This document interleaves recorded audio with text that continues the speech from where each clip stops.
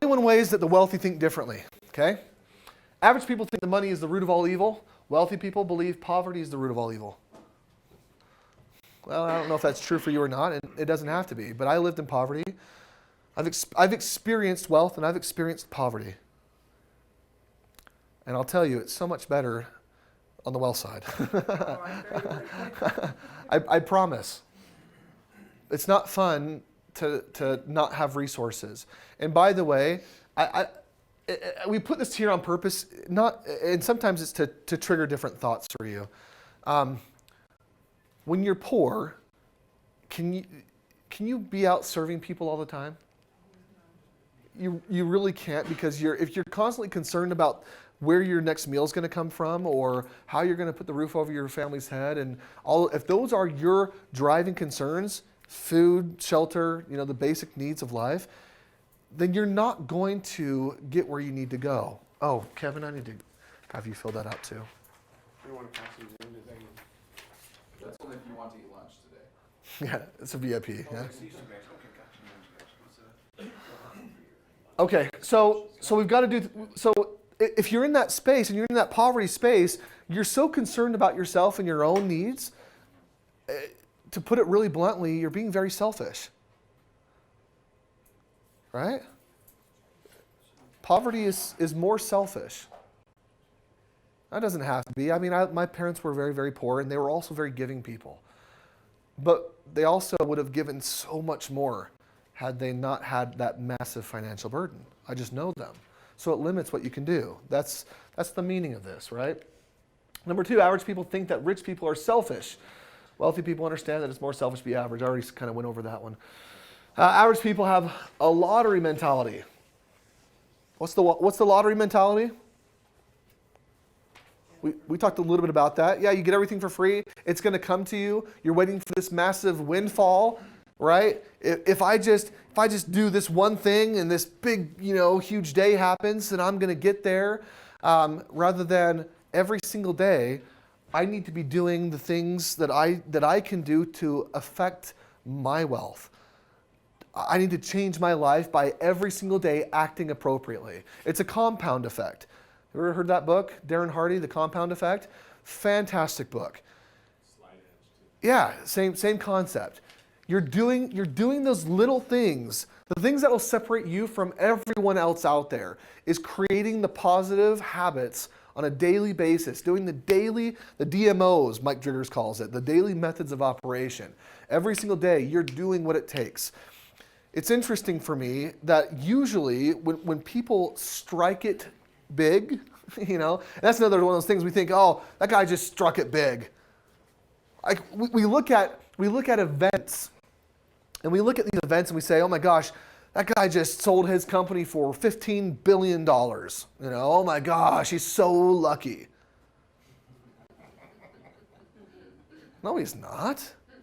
You didn't see the 90-hour work weeks that he put in for the 15 years prior. You didn't see the heartache and the toil and the trouble and the not reaching payroll or barely reaching payroll for time and time and time again. You didn't see the struggle and the having to go humbly to his parents or her parents to borrow to whatever. Like you didn't see all those things. You didn't see him not taking a paycheck and scraping by and wondering how he was going to feed his family when he was paying all the rest of his employees in those hard times, right? We don't see all those things. And so this lottery mentality, we think that when someone strikes it big, it's because they got lucky or they just happened upon something. Luck isn't something that happens to people, it's something that people create because they worked harder than most people around them.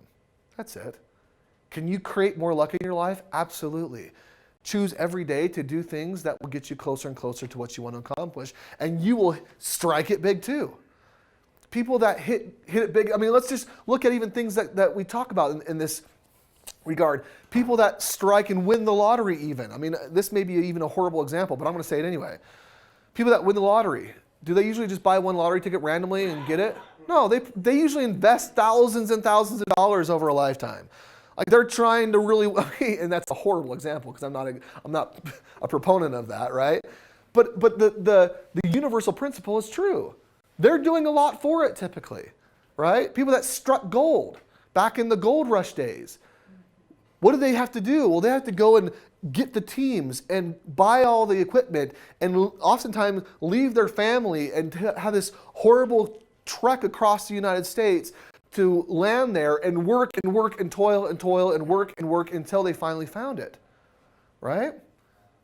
You don't strike it big from one action. You actively do things and you become wealthy. Yeah, you had to, here, let me get you where's the microphone? Is it over here? Thank you. I was just thinking a lot of times when we hit that entitlement mentality or the lottery mentality, there's no work or effort in any of that. Right. And a lot of people that hit the lottery squander it because there was no effort or work put into earning or receiving that money. Absolutely. Even if they bought a bunch of tickets, Yeah. that's not hard work. No, it's not. Anybody can just walk into a 7-Eleven and... So that's a bad example, I know. I know, but I see that in our youth nowadays, the Yeah. entitlement. I mean, all these youth walk around with all these phones and, you know, we sat waiting for a meeting with teachers and this kid's got his iPhone and he's just dropping it on the ground and we're going, that's a $600 item. And it was just given to him, so he has no care about taking care of it and valuing it because, oh, my parents will just buy me another one if I break it. And that's the problem with receiving without working hard. Absolutely. My daughter's friend has the same thing, and you know, we were doing something, and you know, I teased her or said something. I can't remember what it was, but she threw her iPhone at me. I'm like, same thing. I'm like, are you kidding me? Like, first of all, you threw it at me. You know, if I was your father, who knows what I'd do? No. You know, but secondly, yeah, there's no respect or appreciation for things of value or no gratitude. Yeah, absolutely. I look at it a little bit differently. There are opportunities all around us, and a lot of people will walk away from opportunities that, had they taken, would have led to great wealth or great, you know, things in their life, but because they believed it wouldn't generate that, they turn their back and they walk away from it. Yeah, I think it was Thomas Edison. I'll have to find the exact author of this quote, but basically, the problem with most opportunities, it's dressed in overalls and hard work. Was it Thomas Edison? I know the actor just said that too. Dress in overalls, it looks like work. Yeah, it looks like work. Yeah. Opportunity looks a lot like hard work. It was Ashton Kutcher. Yeah, he was quoting someone else. Yeah. Anyway, go ahead. I see the lottery guy, the faith that the lottery guy put into winning that lottery I don't know when you buy lottery, but every week or every month for I don't know how long, even though it was in a hard work, etc. But you talk about faith the first day we were with you. Well, actually fear, which is faith into what we don't want. But that faith, as that person got the lottery, can get us whatever we want. Sure. Yeah, faith is a super powerful thing. So, all right, let's move along. And I've got a little time, so I'm going to have to blow through some of these real fast. But number 3, average people have a lottery oh, wait, did I just go back again? Okay, let's try that again. Average people think the road to riches is paved with formal education. Wealthy people believe in acquiring specific knowledge and skills. Now, I'm just going to touch on this real briefly. Should I do this or not? Yes, do it. I have a lot of opinions when it comes to education. A lot of opinions. And so I'm not going to burden you maybe with all of them, but I will say this. Education in and of itself is absolutely useless. In and of itself. If you aren't going to apply it, which, by the way, most people that get a degree, what do they do with it? Nothing. Most people that get a degree will go off and do something else with that education. So they won't even use the education they got. They'll go off and do something else. So did that degree help them? Yeah. Did it? It taught them how to learn. Could they have? You teach yourself how to learn when you get educated. Maybe. But that's a skill that's important. Yeah. Get in the door. Yeah. Could they have learned that skill not spending $100,000 at a college? I'm just asking a question. By the way, I graduated from college. Okay, I'm just telling you. Your kids are not going to. No, they might. They might. I'm not going to force my kids, and I'm not even going to have the conversation, you have to go to college. I will have the conversation with them. If you know what you want to do, and that college degree is going to get you where you want to go, absolutely, I will support that.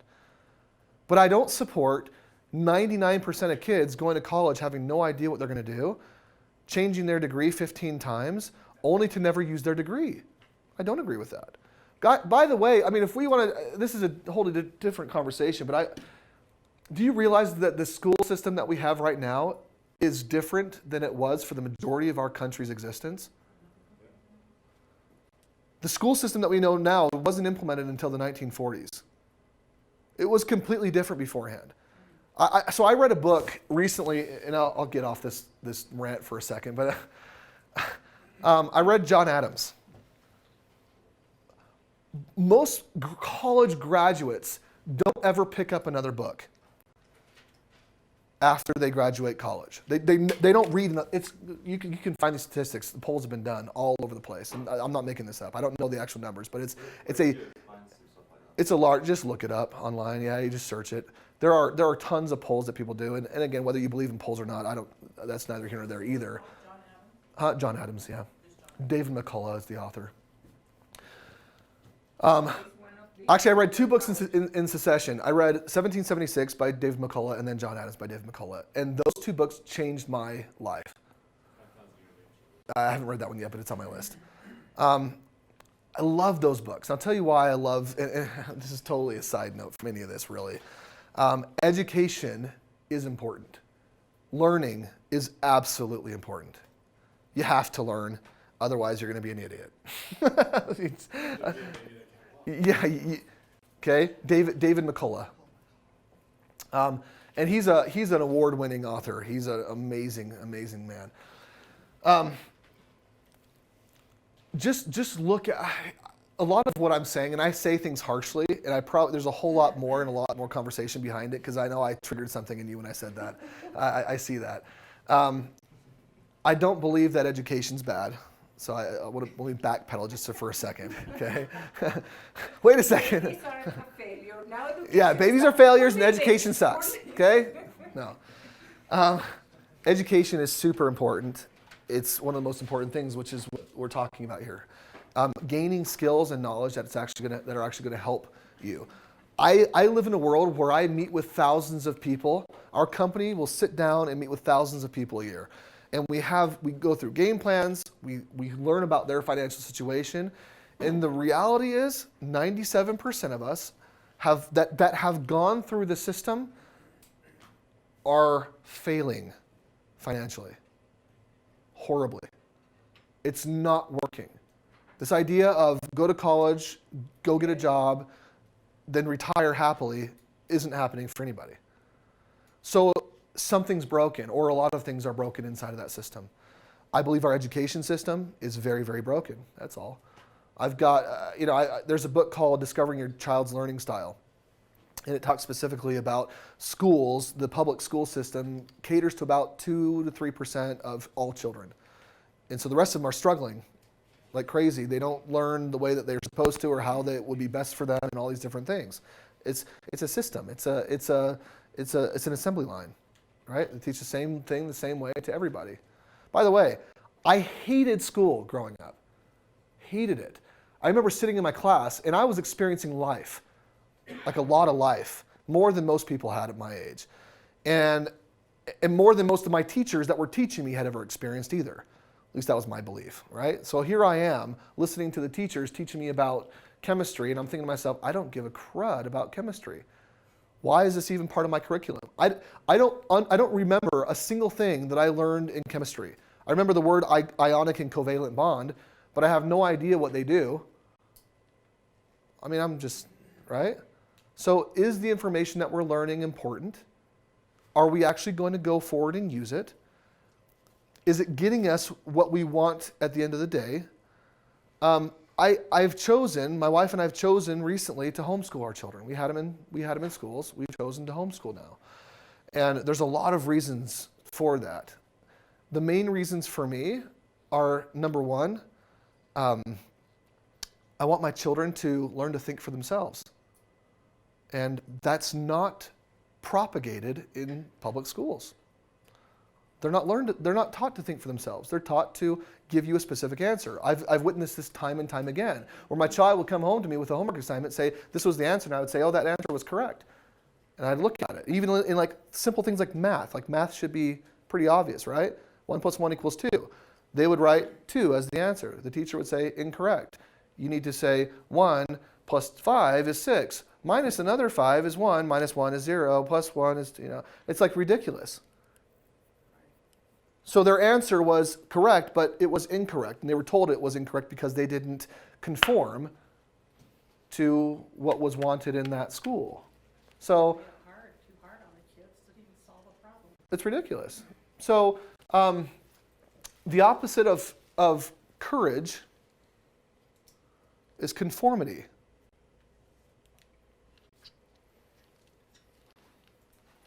Anyone know where that came from? Where did that come from? Probably John Adams. Yeah, well, I think it was actually Rollo May. But anyway, the opposite of courage is conformity. It's not fear. Well, oftentimes we think that the opposite of courage is fear. It's not fear, it's conformity. It's doing what everyone else is doing.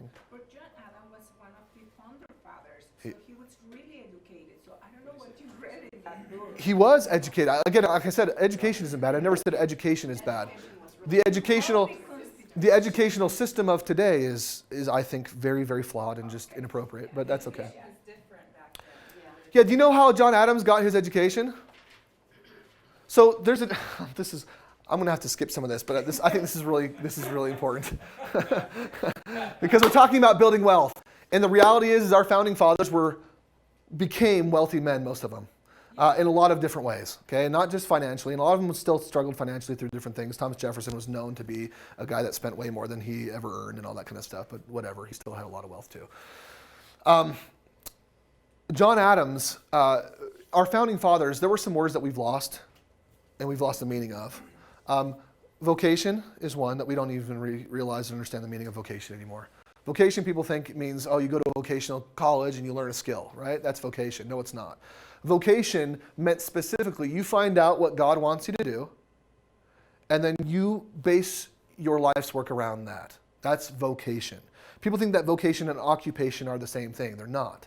Okay, vocation is finding your purpose from God, right, from a higher power, and creating your business around that. That's what vocation is. And that's what John Adams believed in very much. In other words, you find out your passions and you go with it. You run with it. John Adams, from a very, very young age, loved law. He loved law. All the concepts of law, justice for people, our unalienable rights, all that conversation. He loved it from a young age. And so do you know what he did? He went to his local bookstore and told him, every time you get a book that has anything to do with law, I want it. He would take that book home and he would pore over it through candlelight in the daytime, and he would just pour and pour and pour. Why would he read those books? Because the teacher assigned him to? No, absolutely not. Trying to get knowledge. I don't remember one book that I read or any of the details of it, because I read a few of them in high school and in college. That was an assignment for me. Like, I don't remember hardly any of that. But I remember everything that I read that I loved, that I chose, that I was passionate about. John Adams was passionate about law, so he read everything about law. And by the way, John Adams became one of the greatest lawyers of his time. He became one of the greatest orators of his time because he was constantly feeding and educating himself, constantly learning from the classics to the most amazing people of his day to everything else, right? Anything that had to do with what he was passionate about. So, I went off in a completely different direction, but I have no idea where I'm going with that, except to say education is good. I believe that education is tantamount. It's one of the most important things that we can have in our life. But I don't believe that our educational system necessarily supports the best education. That's all. And as parents, we worry about that. We want our kids not just to go to school, but to have vocation, Yeah. to find what they are passionate about it, and then support them to develop that Yeah. passion. Correct. Because otherwise you are not efficient, you are not happy, and you can give what you don't have. Correct. My goal is to help my children find out their passions before they graduate high school. That's right. Like really find their passions. My daughter is an amazing dancer. We spend a lot of money on helping her dance well. It's expensive. You guys ever heard of Center Stage over here in Orem? Yeah. I have never understood in my life before how much of a commitment that kind of thing could be. But it's crazy, but she loves it. And she's really good at it. If she wasn't good and we recognize, because I've got other daughters that have danced there but don't have the talent or the passion to back it up. So we let them try it out. They didn't like it. We said, okay, let's go find something else, which we're doing, right? Got another daughter who's really passionate about the cello. So she's got a cello, you know, and we're moving forward with that. So anyway, I've belabored it long enough, but hopefully you get the idea. Average people long for the good old days, wealthy people dream of the future. Average people react emotionally, and I'm past my time already. Wealthy people act with thought-filled motion. You want me to? We're okay with this? We're done? Yes.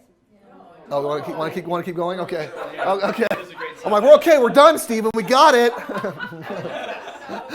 just love these tangents. Okay. Okay, I appreciate that. I get passionate about things at times. All right. Wealthy people act with thought-filled emotion about their money matters. There's a difference between acting out emotionally or reacting emotionally and putting emotion into your thought-filled actions. Do you understand the difference there? Usually when we're reacting, it's out of this carnal, animalistic, something happens to me, so you punch me, so I'm automatically going to punch you back. Right? That's a reaction. And most things in life, we take that way. Most people that aren't thinking wealth in terms of wealth, a bill comes, they automatically, I got to pay this bill. The wealthy, the bill comes, this is awesome. I get to pay this. I'm going to think differently. I have all the resources I need to pay this. If I don't have them, guess what? I'm going to become resourceful and get the resources to pay this. This is so exciting. I can create my life differently. We do things differently when you're thinking wealthy. Okay? Thought-filled emotion. And you do still put emotion into it, but it's premeditated. Right? You give yourself time to also think about it. You thought about it before. You give yourself in the moment time to think about it again, and then you act appropriately. Okay? You don't just react. Average people earn money doing things that they don't love. Wealthy people follow their passion. Absolutely. The wealthiest people that I've ever met, all of the wealthy people that I've known, are doing things that they love. Can you flip back to number 7? Absolutely. Oops, back up. What was that? I'm sorry, I didn't. That was number 7. We are Number 7. average people earn money doing things that they don't love. Wealthy people follow their passion. Average people set low expectations so they're never disappointed. Right? Yeah. It's easy for me to say, hey, I'm going to go out and I'm going to lose a pound. I fluctuate like 5 pounds every day almost, it seems. Like I'm like up, down, so that doesn't mean anything, right? But saying I'm gonna lose 30 pounds in, X amount of days, that's a different goal, right? That's something that's setting your sights higher. Or, I'm gonna earn $500 this month. We've all earned $500 in a month, right? That's not a big goal. So what about that 5,000 maybe that I've never hit? Maybe 15,000, maybe 50,000, I don't know, right? What's that goal? What's that stretch? Okay. Let's see here. Average people believe that you have to do something to get rich. Wealthy people believe that you have to be something to be wealthy. Again, going back to what I said here, right? You don't do things to become wealthy. You be wealthy. Choose it. It's a choice, just like everything in life. It's a choice. Are you going to be wealthy or are you not? Are you going to show up and act in a wealthy state or are you not going to? Okay? It is a choice. Average people believe you need money to make money. We've already talked a lot about this. Wealthy people use other people's money.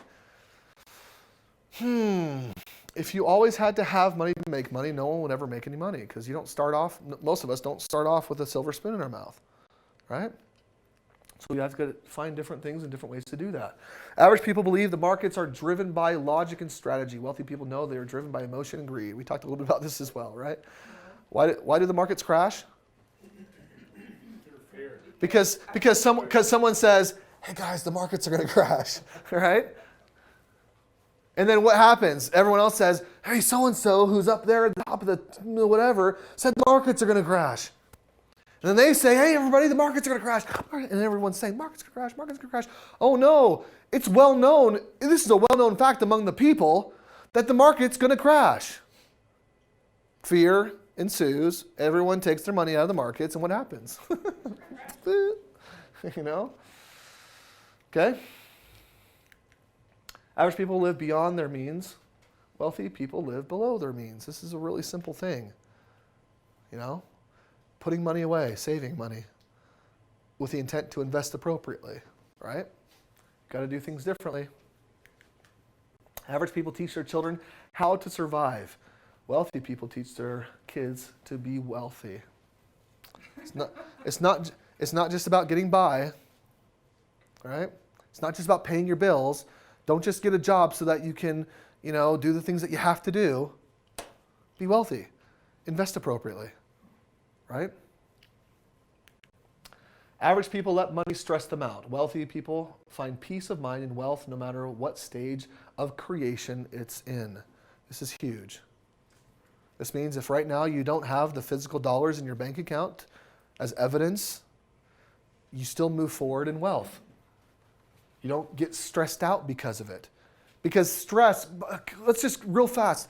What is stress?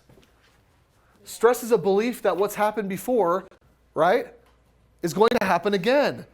Stress, by the way, isn't in the present. You're feeling it right now, but you're stressed out about some future thing that you don't have a crystal ball for, do you? So you're choosing right here. Stress happens here.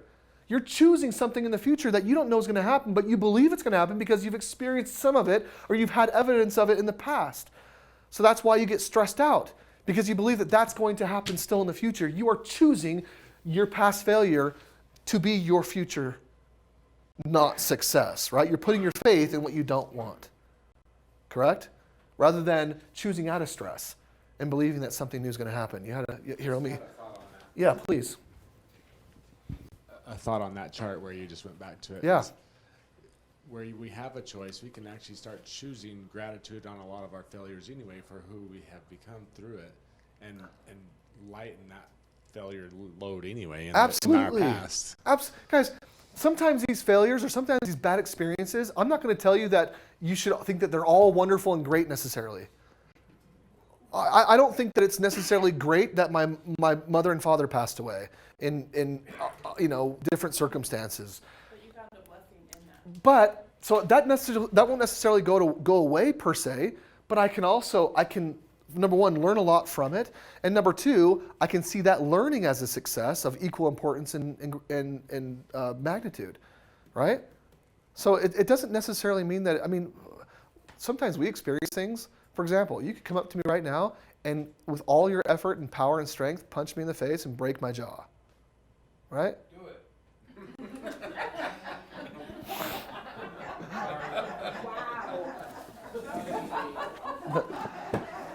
Right, you could choose to do that. I would never look on that experience probably and say, that was great. Because I'm just lying to myself. But I could think to myself, well, man, what did I do? Was there something that I could take some accountability for? What can I learn from that experience? Man, I probably should have been prepared for that. Maybe I should take some Taekwondo classes or something. I don't know.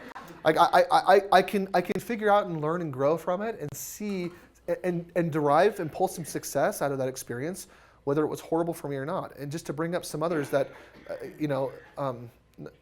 not to get too serious real fast, but there are people that experience rape and molestation and different things like that. That it's not their fault. It's not their circumstance, and I would never call that circumstance wonderful. For me, I would never call it wonderful, but they can definitely learn some amazing, great things from it, right? So I want to be clear. I think sometimes in this realm of personal development, we tell ourselves that everything has to be good. I don't believe that everything necessarily has to be good. I do believe that we can derive good from it, but I think if we try to tell ourselves things that our minds will still never believe, we also could get stuck, right? So let's just not get stuck there. Anyway, thank you. I really appreciate that. All right, moving along here. Average people would rather be entertained than educated. Wealthy people would rather be educated than entertained, right? How much time do you spend watching The Walking Dead? No, I'm just kidding. I don't know what you're watching, right? Just think about it. If you want to build a business, you want to grow wealth, you want to do something you've never done before, please, you've got time that you don't even give yourself credit for, right? You've got time. We all do. If we all took our days, our 24 hours in a day, and we broke it up, first of all, if you're sleeping 8 hours, do you have to sleep 8 hours? You may think that you do. You don't have to. I mean, there's been many times in my life where I've slept 4 to 6 hours a night. And I lived and was still doing very, very well. I had plenty of energy and all that kind of stuff. I'm not recommending that you sleep only 4 to 6 hours a day, but I'm just saying, right? If you're looking to get a goal done and accomplish something, can you stretch yourself and do things that you haven't done before? Absolutely. Can you get rid of TV, which could save you an hour or two a night? Who knows, right? Absolutely. Could you look at all the things that you're choosing to spend your time in, and even in your work, can you go back to this idea of the different levels of action and map out, okay, you know what? Right now, when I'm sitting down and I'm on my computer, you know, I've got 2 hours of time. I could spend 5 minutes checking Facebook, another 10 minutes checking my email, and let's be realistic. I could spend 30 minutes doing my Facebook, another 10 minutes doing my emails, and another whatever doing this, that, and the other. And those things I could maybe justify as being, well, I'm checking my Facebook because I get a lot of instant messages from business people that are looking for my services, or, right? This can all be justified. My question is that the best thing? Is that the active and not the active, is that the productive action that's going to get you to your goal? Or is it just active action? Are you just doing things that seem good? One of the greatest lessons that I've learned in business is that if you want to do things better, if you want to actually start succeeding more in business, do the things that you hate first. Those things that you hate are typically the things that are hardest for you. So for example, making a sales call, if you've got someone on your list that showed interest, but that phone is 500 pounds and you're scared to death to pick up that phone and make that sales call, do it first. Don't check your email, don't organize your office, don't whatever. Don't create your next flyer that you're going to hand out to 30 people, Hey, don't do that. Make that sales call. Do the hard things first. Soon, if you're outside your comfort zone, soon those hard things are going to become a lot easier for you, right? Okay. Oh, let's see here. Did I say this one already? Average people think rich people are snobs. Wealthy people just want to surround themselves with the like-minded individuals. If we surround ourselves, we become the average of the people that we surround ourselves with. So if that's true, then we need to surround ourselves with people that we want to become like, right? It doesn't mean that you get rid of everyone else in your life necessarily. I have family that I love who I will still spend time with because they're my family and I love them, but they have completely different mentalities than I do. I don't spend a ton of time with them. I mean, I don't go out of my way to I don't have them over every week necessarily, right? But I still love them and I want them in my life. But I will spend my time with people that are like-minded, with people that are going to help me accomplish my goals, with people who aren't crabs in a bucket trying to pull me down, right? That's where I'm going to spend my time with the other people, who aren't like that. Average people focus on saving. Wealthy people focus on earning and investing. You cannot save your way to retirement. I don't care who you are. Let me back up. There's like 1 or 2% of the world that will ever save their way to retirement, okay? Very, very few people. Actually, I don't even know if they do either. Most of them are investing heavily, okay? You've got to invest. You've got to invest. And investing doesn't always mean just an investment. Sometimes investing is investing in yourself. Some of the best investments that you can make are going to be into yourself, right? Doing the work on yourself, okay? Average people play it safe with money. Wealthy people understand and have good relationship with risk. Now, this is a fun conversation because we've talked about risk in a lot of different ways. What if risk was great? Like, what if risk was amazing? Because, by the way, what is risk? Isn't all of this risk? All of it. Isn't it? Everything in the future, if we haven't seen it or done it before, isn't it risky? Isn't there some risk associated with it? Usually risk is associated with us not understanding or knowing the specific outcome, correct? So there's risk there. Does risk have to be bad? No. Same thing with failure. Does failure have to be bad? Hopefully we've redefined failure a little bit, right? We can celebrate when we don't achieve something right away. We can call that a failure if we want to, but I can call it just learning, right? That's our learning process. Risk is, to me, the same thing. Is risk really bad? I think risk is exciting. Yeah. Risk can be super exciting, right? It absolutely can be. And I think the more that you look at risk in that way, as this wonderful possibility, this wonderful excitement, this wonderful opportunity, man, all of a sudden things change, right? Risk doesn't have to be bad. It can be good. You can have a great relationship with risk. Average people love to be comfortable. Wealthy people learn to enjoy the discomfort. Talked about that a lot already. 20, average people never make the connection between money and health. Average people never make the connection between money and health. Wealthy people know that money can save your life. Money and health. Friends, are all things connected? All things are connected, aren't they? If you're only successful in one aspect of your life and you're not working to improve the other aspects of your life, eventually that one aspect will fail and falter. I don't care who you are. If you're only ever focused on physical health, but you avoid your relationships, you avoid your business, you don't do whatever to improve those different things in your life, you avoid yourself in other aspects of your life or whatever, eventually your health will fall. It just will. It's all connected. If you're only ever focused on earning money, I talked to someone yesterday, 2 days ago, who were telling me. So a friend of mine came into my office. We were talking about a friend of theirs who had passed away recently, and she was just describing this individual to me. And she said he super super wealthy, had lost his family, he had just committed suicide, and we went through a lot of, I don't remember all the details now, but she went through a bunch of stuff as we were talking about it. And she looked at me, she said, it just goes to show financial wealth isn't the most important thing, or it's not everything. It's definitely not, If your sole focus is on only one aspect of your life, the other ones are going to suffer. So you've got to look at it all, right? You've got to look at wealth as not just money, but as this surrounding concept that it. We have right here Larry Miller. Yeah. He was really successful, but he neglected his health. And finally, one leg was outdated, and then the other, he had diabetes. They spent like $6 million Yeah. in the hospital, etc., and he died. Yeah. So it's just a good example of what you were saying. And he was wealthy. Yeah, who cares if you're a multi-millionaire if you can't ever enjoy it? And if your family's not enjoying it, who cares? Right?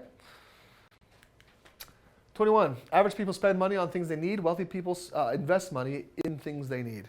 What's the difference? What's the difference there? Spending money on things that you need and investing money into things that you need. There's perspective. Absolutely. I need food, don't I? I can either spend my money and go out and eat fried chicken and, big old fat hamburgers, every day. Or I can invest my money into food that will bless my body, that will actually give me a return on my investment. Do we ever think about food in that way? Not most of us. Some of us do, but not most of us, right? Don't stop spending your money, period, on anything. Don't spend another dollar ever again. From now until the day that you pass this life, I want you to invest every single dollar that you have. I want you to invest it. And I want you to invest it with the attitude and an idea that you are going to receive a return on your investment. Whatever that is. Okay? So think about it. What are the things that we spend money on? Well, we spend money on our cell phones. We spend money on maybe the cable channel or whatever. We spend money on internet, or we invest in our phone and we use it appropriately, right? We're stewards over it, okay? And we use it for our business and to grow our business. We use it to connect with people that we love. We use it, we invest in it, and that investment's going to give us an ROI. Or I invest my money into cable TV, and I block every other channel that's useless to me, and I only watch those that are great and educational, that are going to help build up my family and my children and myself and my interests or whatever else, right? How many of us do that? I don't know, or the internet. I'm gonna get rid of everything that could be destructive and bad and horrible, or I'm gonna put all the blocks and all the protections in place so that it can only be used as an investment for me and my family, right? How are my dollars, are those the same dollars that are being spent the same exact way pretty much? Absolutely, but it's a different way of thinking. If you are investing your money, if you go to Costco and you go out and get food, and I'm not saying don't ever eat chocolate or candy or anything like that, I'm not saying that, right? But just be aware. Be aware. Is that investment going to give you the return that you were looking for, right? Is your investment, are you eating superfoods and great things that are going to fuel your body and make you feel great? That's in turn going to give you the energy to go out into the world and to build your business, or to do the real estate, or to do these other things, or to earn more, or to show up differently at work with a better attitude. Because by the way, it's all interconnected and combined. It's all connected. If I show up to work feeling horrible because I put horrible things into my body, am I going to be more productive or less productive? Less. Absolutely less productive. Am I going to close more sales or less sales? Less sales. It's going to affect everything, right? Okay. That's it. Can you go back to 19? I can. Average people love to be comfortable. Wealthy people learn to enjoy the discomfort. So, with that, we are going to, I think, take a quick break. Let me look at where we are.